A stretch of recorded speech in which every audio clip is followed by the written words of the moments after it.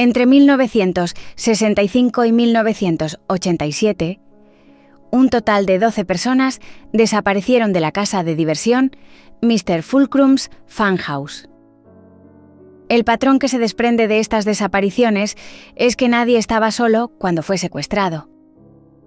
Ya fueran familias o parejas, entraban en cualquiera de esas carpas altas y de colores vivos, y nunca volvían a salir. A pesar de que en ocasiones estas carpas estaban ocupadas por cientos de posibles testigos. Estos casos desconcertaban a los detectives. ¿Cómo era posible que toda una familia sentada en las gradas estuviera allí en un momento, riendo y disfrutando de las palomitas, y al momento siguiente hubiera desaparecido? Al principio, las desapariciones no disuadieron mucho al flujo constante de asistentes que deseaban ver atracciones legendarias como El Visitante o las sesiones de espiritismo en grupo de la señora Leavitt. Pensaban que todo formaba parte del espectáculo, un evento inmersivo creado por la brillante mente del señor Fulcrum. Después de todo, no era la primera vez que hacía algo así. En una ocasión, mediante un complejo montaje de trucos visuales y auditivos, hizo que las cabras del zoológico interactivo se pusieran de pie sobre sus patas traseras y hablaran. No repetiré aquí lo que dijeron. En otra ocasión, un empleado vestido como un gusano gigante con cara de anciano utilizó una serie de túneles subterráneos para asustar a los visitantes, apareciendo de repente delante de ellos o agarrándoles por los tobillos y haciéndoles tropezar. Sin embargo, no era solo la creatividad de los trucos del señor Fulcrum o las vistas lo que hacía que la gente acudiera en masa. Podías ir allí, en medio de la nada, y degustar comidas de tierras lejanas como Rumanía o Azerbaiyán. Podías ver tigres siberianos luchar contra osos pardos de Alaska. O, si la violencia no era lo tuyo, pasear por el Hortus conclusus más grande del mundo. Si tenías suerte, incluso tenías la oportunidad de conocer al Hombre Verde. Toda esta popularidad y riqueza deberían haber convertido al señor Fulcrum en una de las personas más famosas del mundo. Sin embargo, se sabía, y se sigue sabiendo, muy poco sobre él. Quienes lo vieron en persona, tanto extranjeros como nacionales, afirmaban que no podían deducir su procedencia por su aspecto, aunque tenía un notable acento del Atlántico Medio. Parecía educado y un poco callado, aunque eso no importaba realmente, porque cada vez que hablaba, la gente le escuchaba. Curiosamente, incluso entonces había rumores sobre un lado más oscuro del señor Fulcrum. Los perros gruñían o huían cuando le veían. Las habitaciones se enfriaban cuando él entraba. Los niños lloraban y se aferraban a sus padres cuando él pasaba. Pero eso no alejaba a la gente del carnaval. Era demasiado bueno. Decían que solo habría una casa de diversión del señor Fulcrum, siempre y para siempre. Era un imperio en sí mismo, inquebrantable y más allá de todos nosotros. Se suponía que teníamos suerte de haber podido experimentarlo. No puedo enfatizar lo suficiente lo alto que estaba considerado por el público. Sin embargo, la ilusión no podía durar para siempre. Ninguna mente, ni siquiera la del señor Fulcrum, es inmune al error. En junio de 1986, una familia desapareció durante el evento principal de la noche, el espectáculo de magia de Mr. Fulcrum. Como había ocurrido en el pasado, pasó desapercibido durante el resto de la noche, y probablemente habría pasado desapercibido durante mucho más tiempo. Todo el mundo estaba demasiado absorto con los tragadores de espadas y los cantantes de fuego. Pero a la mañana siguiente, un niño lloroso entró en la comisaría local y denunció la desaparición de su familia. Ese niño era yo. Hace 39 años, mi familia adoptiva cayó por un hueco, que se abrió de repente en las gradas. Vi cómo se los llevaban unos empleados del circo vestidos de payasos.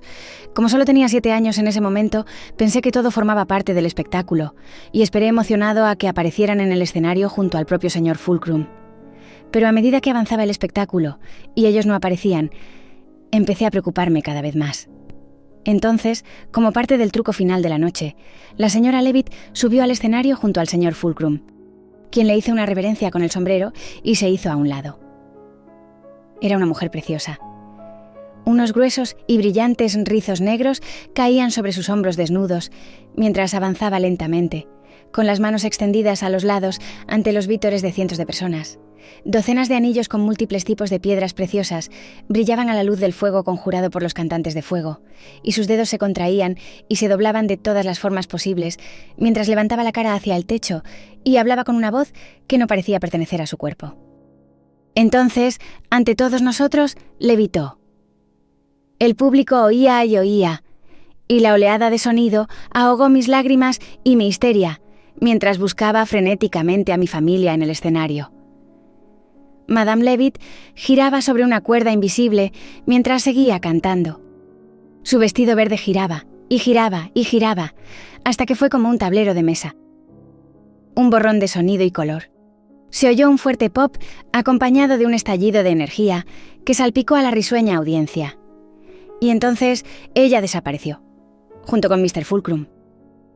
Nunca volví a ver a mi familia, y la policía tampoco encontró rastro alguno de lo que les había ocurrido. Sin embargo, por una vez, tenían un testigo auténtico de una de las desapariciones de la casa de atracciones de Mr. Fulcrum. Mi historia llegó a la prensa, y una vez que el público me vio llorar y suplicar por la vuelta de mis padres en televisión, se produjo un alboroto en busca de transparencia por parte de Mr. Fulcrum y compañía. Nunca la dieron.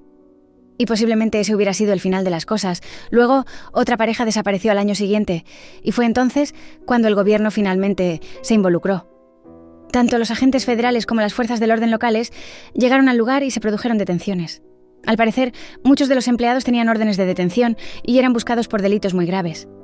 Cuando se registraron otros lugares de la feria, los agentes los encontraron curiosamente vacíos de las atracciones que una vez tuvieron. Y no había ni rastro de Mr. Fulcrum ni de Madame Levitt. Ninguno de los empleados dijo a la policía a dónde habían ido, y no estaba claro si se debía a la ignorancia o al miedo. Al encontrar los túneles, los agentes se sorprendieron al saber que se extendían a lo largo de kilómetros y formaban una red tan enrevesada que se tardó meses en cartografiarla toda, y hay quien piensa que había otros caminos que pasaron desapercibidos. En este sentido, quiero destacar que un agente dijo haber encontrado un túnel que descendía tanto que una piedra que tiró no hizo ruido. Por lo que he oído, le pusieron detrás de un escritorio durante el resto de su carrera por hacer esa declaración a la prensa. Pasaron los años y no se supo nada más de Mr. Fulcrum. Nada público. Pero hubo susurros y rumores que empecé a rastrear personalmente, después de que decidiera no volver allí a alistarme. Supongo que aquí debería mencionar un poco lo que acabó ocurriéndome después de perder a mi familia. Volví a vivir en una casa de acogida y en cuanto cumplí los 18, me alisté en los Marines. Fue una decisión fácil. Estaba dispuesto a hacer cualquier cosa que me sacara de la calle y me metiera en un trabajo que me enseñara a no volver a depender de nadie. Quería llegar a ser tan fuerte y capaz que pudiera protegerme a mí mismo y a mis seres queridos. Y durante todo ese agotador proceso, nunca olvidé el odio que siento hacia mí misma por no haber protegido a las personas más importantes de mi vida. Sinceramente, hay momentos en los que me pregunto si tomé la decisión equivocada. Tuve una gran carrera con los Marines y mis viajes a distintas partes del mundo me quitaron años de vida y quemaron gran parte del dinero que había ahorrado. Nunca me casé ni tuve hijos, que yo sepa, y sospecho que este camino será mi fin. Pero no puedo dejarles marchar. Mis padres fueron las mejores personas que he conocido. Acogieron a un niño que nadie más quería y me colmaron de amor. Y luego me los arrebataron y me devolvieron al infierno, que es el sistema de acogida estadounidense. Necesito saber por qué se los llevaron a ellos y a todas esas otras personas. Necesito saber cuál fue su destino. Sobre todo, necesito venganza. He vagado por los lugares oscuros del mundo durante más de 10 años, todo para encontrar una pista sobre la única persona que puede decirme dónde está Mr. Fulcrum. Madame Levitt tiene un pequeño estudio donde hace lecturas de manos, adivinación y alguna que otra sesión de espiritismo. He oído que se han enderezado y que ya no está metida en esa mierda del mal. También es muy difícil conseguir una cita con ella. Pero haz algún trabajo como seguridad para algunos nombres bastante grandes en la industria del entretenimiento y encontrarás que puedes asegurar una reunión. Esta noche es la noche en la que Madame Levitt me dirá dónde fue Fulcrum. Dejo esto como constancia en caso de que no regrese. Pero si lo hago, tendrás noticias mías. Pediría suerte, pero eso sería confiar en alguien fuera de mí, y eso simplemente no lo haré.